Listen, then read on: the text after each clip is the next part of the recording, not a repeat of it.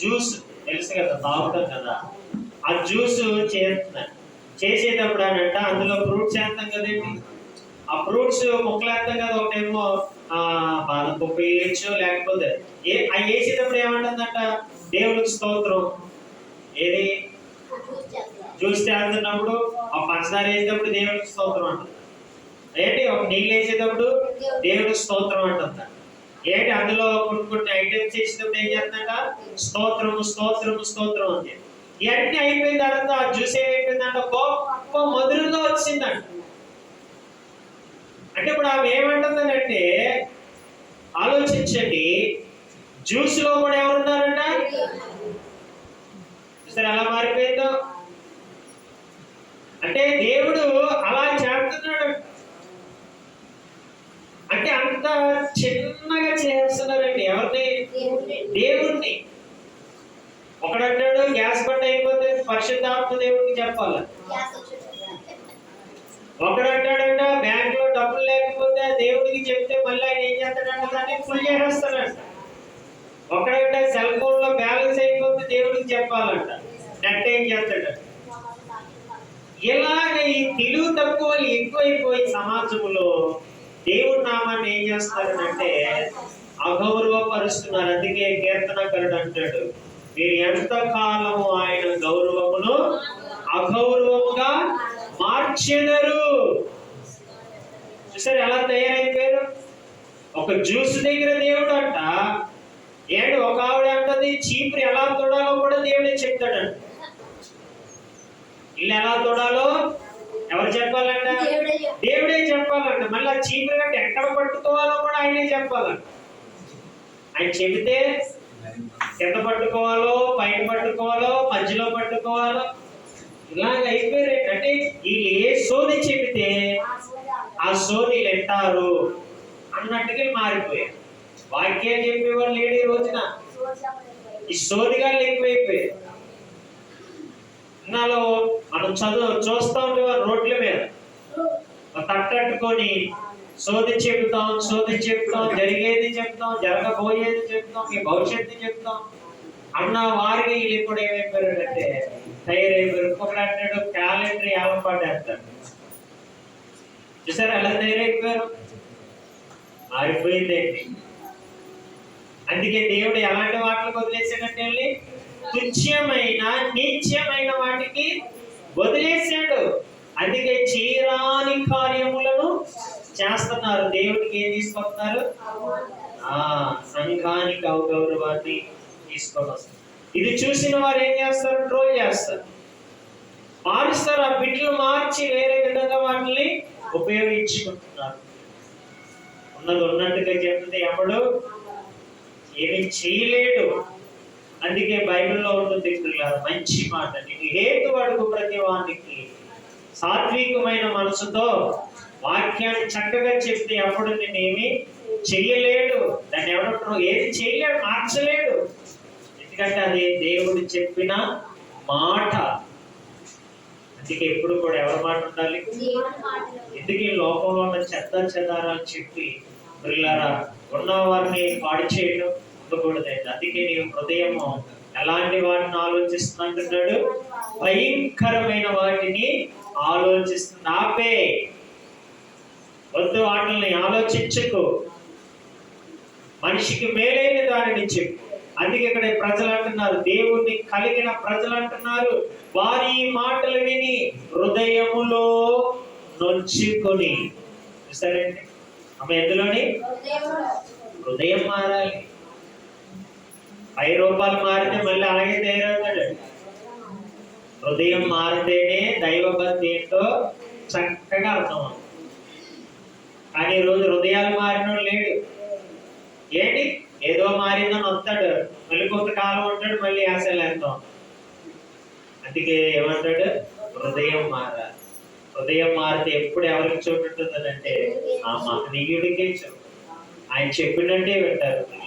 అందుకే మరలా మనం పాఠంలోకి వెళ్ళిపోతే యెషయా గ్రంథము 33వ అధ్యాయము పిల్లరా 18వ వచనములో చూడండి ఏమంటున్నాడు గ్రంథకర్త, నీ హృదయము చూసుకో, జాగ్రత్త సుమా. అభయంకరమైనది, దేవునికి విరుద్ధమైనది. అట్టి కార్యానికి నీ హృదయాన్ని ఏం చేయకూడదు, వదలకూడదు. అందుకే నీ హృదయం ఇప్పుడు ఎవరి ధ్యానంలో ఉండాలి? దేవుని వాక్యం అనే దానితోనే ముడిపడి వచ్చు. జనసంఖ్య రాయవాడు ఎక్కడున్నాడు? చూసారా? అంటే జనాసంఖ్య అంటే హృదయాలన్నీ చెడిపోయాయి కదా, మరి సంఖ్యను రాసేవాడు ఎక్కడున్నాడు? అంటే లోకంలో ఉన్నవాడు ఎవడైనా రాయగలడా? లోకంలో ఉన్న వారిని మనుషులు లెక్కించగలం, మనం లెక్కించగలం. ఇప్పుడు భూమి మీద ఉన్న జనాభా ఇంచుమించు 850 కోట్లు. ఏంటి ఇది లెక్కిస్తాడు ఎవడైనా? మరి ఏది లెక్కించాలి? హృదయం. జాగ్రత్తగా వినాలి. హృదయాన్ని ఎవడైనా లెక్కించగలరా? అదిగే ప్రశ్న అన్నమాట. జనాసంఖ్య రాయవాడు ఎక్కడ ఉన్నాడు? అంటే జనాసంఖ్య అంటే చెడిపోయిన జనాసంఖ్య. లోకంలో ఉన్న వారందరినీ ఏమైనా లెక్కేస్తాం? మంచోడో చెడ్డోడో, మంచోడు అంటే రెండు కలిపేస్తా ఉంటాం. కానీ మరి దేవుడు లెక్కించేది ఎలాంటిది? చెడ్డవాడెవడో మంచివాడెవడో లెక్కించేది ఎవరండి? ఆయన ఆందనీయులు. ఇలాంటి వారు ఎక్కడున్నారు? ప్రశ్న ఎంత మంచి మాట ఉంటే, జనాసంఖ్య రాయవాడు ఎక్కడున్నాడు? తర్వాత వారిని తూచు వాడు ఎక్కడున్నాడు అంటే వారి క్రియలు తూచేవారు. మన వేటి కాదు, మన బరువులు మనకు తెలుసు. కానీ దేనిని తూచేవాడు? న్యాయమును తూచేవాడు, అన్యాయమును తూచేవాడు ఎవరు? అందుకే ఆయన చేతులు ఏముంది? ఆయన చేతులు ఏముంది చెప్పండి? న్యాయమైన త్రాసు ఆయన దగ్గర. ఆయనే తోచగలడు. ఒకనాడు రాజునైన బెల్షాజరుని ఏం చేశాడు? తూచాడు. వాడేమైపోయాడు? తేలిపోయాడు. ఇక్కడ తీసేయాలండి. ఎందుకంటే వాళ్ళ నీతి దైవ నీతి లేదు, దైవపరమైన నీతి ప్రభావం వాళ్ళకు కనబడలేదు. అందుకే దేవుడు ఏం చేసిన వాడిని తీసేసాడు. అవును ప్రియులారా, తూచేవాడు ఆయనే. మన అందరినీ తోస్తాడు ప్రతిరోజు, మర్చిపోవద్దు. అందరినీ తోస్తున్నాడు. నీ నీతి ఎంత ఉందో, అన్యాయం ఎంత ఉందో, మంచి ఎంత ఉందో, చెడ్డ ఎంత ఉందో ఎవరు తోస్తున్నాడు? దేవుడే తోస్తున్నాడు. అదిగో అంటే నిర్ధారణ.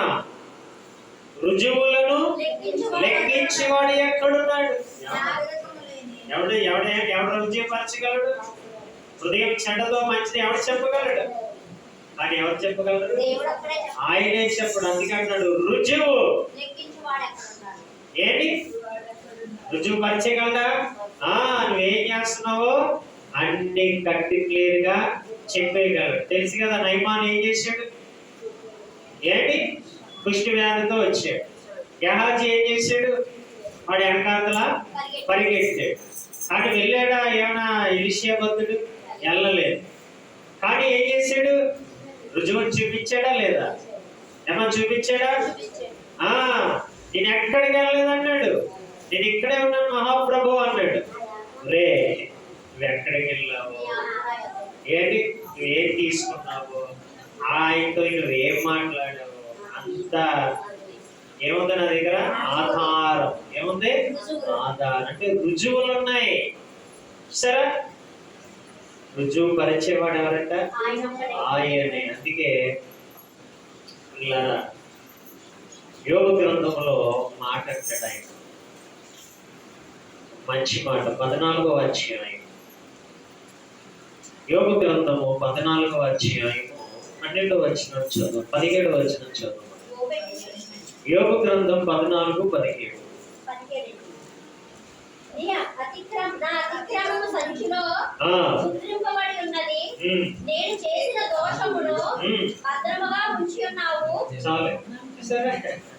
రుజువులు కానీ అడిగితే చక్కగా చూపిస్తాడంట ఆయన.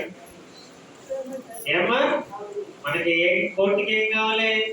రుజువులు కావాలి. ఏంటి అదే ఇప్పుడు ఏంటి ఇప్పుడు మన హృదయాలలో ఉన్న దుష్టత్వాన్ని, మన హృదయంలో ఉన్న భయంకరమైన వాటిని మనం అడుగుతాం, దేవుడికి ఏం తెలుసులే అని మనం అర్థం కదా. నా రుజువు నీకు ఎక్కడుందయ్యా అని అంటే ఆయన ఏం చేస్తాడంట, చక్కగా రుచుడని ఎంత మాట్లాడుతున్నాడు. నా అతిక్రమము సంచిలో ముద్రింపబడి ఉన్నది. నేను చేసిన దోషమును ఎందులో ఉంది? సంచిలో. అంటే సంచి ఉంది, సంచిని ఏం చేశాడు ఆయన? సీలేసాడు. ఎప్పుడు తెచ్చాడు? మంటలు కదా. ఏం చేశాడు? నేను ఏం మాట్లాడాను, నేను ఏ అన్యాయం చేయలేదు, నేను ఎవరికి ఏ మోసము చేయలేదు, నేను ఎక్కడ సోలనాడలేదు అంటాం కదా. అప్పుడు దాన్ని మళ్ళీ ఏం చేస్తాడు? దాన్ని చక్కగా సీల్ ఓపెన్ చేస్తాడు. అందుకే అంటున్నాడు గ్రంథకర్త, నా అతిక్రమము సంచిలో ముద్రింపబడి ఉన్నది, నేను చేసిన దోషమును భద్రముగా భద్రపరిచాడంట. సరే, ఎందుకంటే మనం మంచోళ్ళం కాదు కదా. మంచోళ్ళమా? తింటే ఒకలాగా ఉంటాం, ఒకలాగా ఉంటే ఒకలాగా ఉంటాం, లేకపోతే ఆరోగ్యం ఉంటే ఒకలాగా ఉంటాం, ఆరోగ్యం లేదు. మనల్ని నమ్మడు దేవుడు, ఎప్పుడు మనల్ని నమ్మడు, అస్సలు నమ్మడు. అందుకే ఏం చేశాడంటే ఆయన మంచి చక్కగా దాచిపెట్టాడు. రే, ఇది నీ పేరు మీద ఉంది, మా పేర్లు ఉంటాయి కదండి, మరి ఆ పేర్లు రాసేసుకుంటాడు. ఏంటి ఇప్పుడు పోలీస్ స్టేషన్కి వెళ్ళాం అనుకోండి, కేసులు ఉంటాయి, అవన్నీ ఫైల్స్ ఏం చేస్తారు, ఒక పక్కన కడతా ఉంటారు అనమాట. అవన్నీ ఆడి పేరు ఏంటో చెప్పరా అంటే చక్కమని తీస్తారనమాట. ఇదిగో ఆడి నేర చరిత్ర అంతా కూడా ఏం చేయబడుతుంది, అలాగ వచ్చేస్తాం. ఎక్కడ ఏం చేసావు, ఏ దొంగతనం చేసావు, ఎక్కడ ఏం మర్డర్లు చేసావు, ఎక్కడ ఏం చేసావు అంటే డీటెయిల్స్ అన్ని వచ్చేస్తాయి. అలాగే పిల్లరా, భూమి మీద ఉన్న చూసారా అందరి డేటా ఎవరి దగ్గర ఉందంట? సంచిలో చక్కగా ముద్రించి. అందుకే అన్నాడు, త్రాసు ఎవరి దగ్గర ఉందంట? ఆయన దగ్గరే ఉంది. ఏంటి? రుజువు పరిచేవాడు ఎవరంట? ఆయనే. లెక్కించేవాడు ఎవరంట? ఆయనే కదండి. అందుకే ఆయన న్యాయమూర్తి, శాసనకర్త, ఆయనే న్యాయాధిపతి. ఎవరు తప్పించుకోగలరు? అందుకే పిల్లారా, ఎప్పుడు దేవుడికి మనం ఎలా ఉంటుందంట? దూరంగా. దేవుణ్ణి దేవుడిగానే ఆరాధించాలి. లేకపోతే స్వాభావికమైన ధర్మాన్ని విడిచిపెట్టి చేరాని కార్యాలు చేసి దేవుడిని ఏం చేస్తాం? మనం అగౌరవపరుస్తాం. దేవుడి నామానికి మనమే శత్రువులుగా. అందుకే చాలా మంది క్రీస్తు శిలువకి ఏమైపోయారట? శత్రువులుగా మారిపోయేది అనే పదార్థం చదువుతాం. కాబట్టి చాలా కేర్ఫుల్ గా ఉంటాం. ఏమ్మా చూసారు, చదివా ఎన్ని నీచ కార్యాలు, ఎన్ని కారణం ఏంటి? ఎవరిని విడిచిపెట్టడం వల్ల, ఎవరిని సరిగా అర్థం చేసుకోకపోవడం వల్ల. ఎన్ని దేవుని విడిచిపెట్టమా మన ఇంట్లో విలువలు ఉండవు, మన ఇంట్లో గౌరవాలు ఉండవు, ప్రేమలు ఉండవు, దయాలత్వాలు ఉండవు, ఆశా నిగ్రహాలు ఉండవు, ఏమి ఉండవు. అన్ని నీచ కార్యాలు, తన్నుకోవడాలి, గుద్దుకోవడాలి, అరుచుకోవడాలి, కొట్లాడాలి. ఇలాంటి ఎలా ఉంటుందో చెప్పండి, దారుణంగా ఉంటుంది. అందుకే దేవుడు ఉన్న ఇంటిగా మనం ఉండాలంటే మన హృదయం భయంకరమైన వాటిని ఆలోచించుకుంటా, దైవపరమైన వాటినే ఆలోచించుకుంటా నెమ్మది కలిగి మనం అందరం ఉందాం. దేవుడి మాటలు, పరిశుద్ధ మాటలు దీవించును గాక.